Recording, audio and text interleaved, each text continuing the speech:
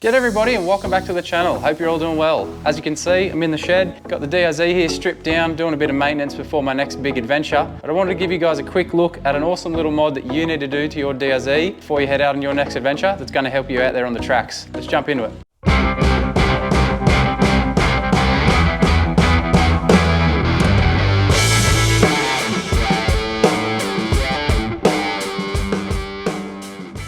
Now the best thing about this mod, guys, is that it's free. Anyone can do it. You'll be able to do it in your own shed at home. It's really, really simple. But if you've ever been out on the tracks with your DRZ or anyone else who has one, and you've seen them cross a creek or a river that has a reasonable level of depth of water, anything that comes up to underneath the bike at least, and you've seen the bike stall out and stop, and wondered why it's doing that. Now the reason that that's happening, guys, is there is breather hoses that run up here from the carburettor down and out the bottom of the frame. Now those hoses are there to help the carburettor breathe, at least this is my understanding of it. They help the carburettor breathe so the fuel can run through there. Now there's 4 hoses on it and they all run down to the bottom when the bike comes from the factory. And when all of those hoses are underwater at the exact same time, it creates a bit of a vacuum and the bike just shuts off and you get no fuel coming through, hence no power, the bike shuts off. Now I've had this thing about 4 years now, and very early on when I got it, I went out to Hill End, which is a few hours west of Sydney. I was jumping in to do a river crossing there. It wasn't super deep, maybe just up to the foot pegs here. I thought I'd be fine, sent the bike in there, and then boom, it cut out, no power. I didn't know what was going on. I thought somehow I'd flooded the bike. I had absolutely no idea what was going on. Very fresh to this adventure riding and the DRZ itself. So after that, I pushed the bike out of the creek and I started it just as I got out of the water. After a few cranks, it kicked over again. So I really didn't know what the issue was, but I knew the bike was running fine again, so I just kept on with that journey and made it home. So obviously I done my own research and figured out that it was the breather hoses that were causing the issue. So I set out to do the mod that I'm going to show you guys right now. It'll fix that issue up so you can send it in any of these creek crossings, river crossings, and as long as you're not above the airbox with the water height, you should be fine.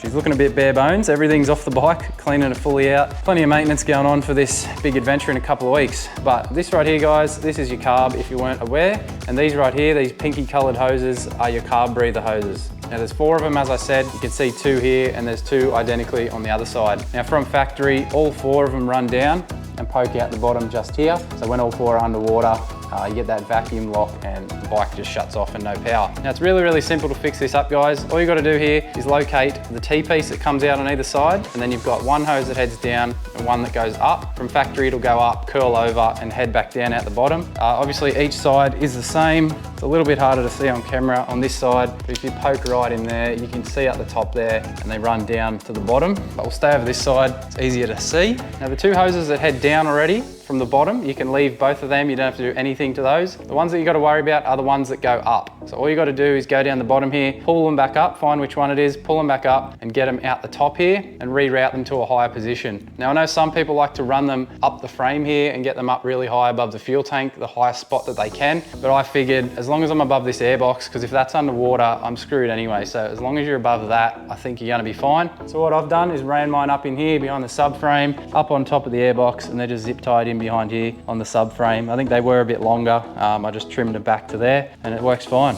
It's a really, really easy mod, guys. Super simple. Pretty much anyone's going to be able to do that one. Got one either side there, and then your other 2 that head down the bottom from the T-piece, they just stay there and remain the same, and happy days. I was just tinkering away in the shed here and I thought I'd do a quick walkthrough of that just to let you guys know why you should do that Carby breather hose mod and how easy it really is. Obviously it's not a tutorial walkthrough as I've already done the mod, but there's not really a lot to show. You don't need many tools and it's super easy, guys. Just locate those 2 hoses that go up, pull them back out of their original spot, get them a bit higher above the airbox and you should be fine. I haven't had an issue going across any of those creeks or rivers since doing that mod, apart from dropping the bike in the rivers. It doesn't matter where your carby hoses are, if you drop the bike in the river or the creek, you're screwed anyway, so good luck out there. But thanks as always for watching, guys. I appreciate all the support. Hopefully you got something out of that one if you didn't know about the Carby breather hose mod. Really easy to do and you should definitely do it to your bike before you head out on your next adventure, especially if you've got some creeks or some rivers to get across. It's going to help you out. But for me, back into getting this bike ready for this big trip coming up in a few weeks. I got some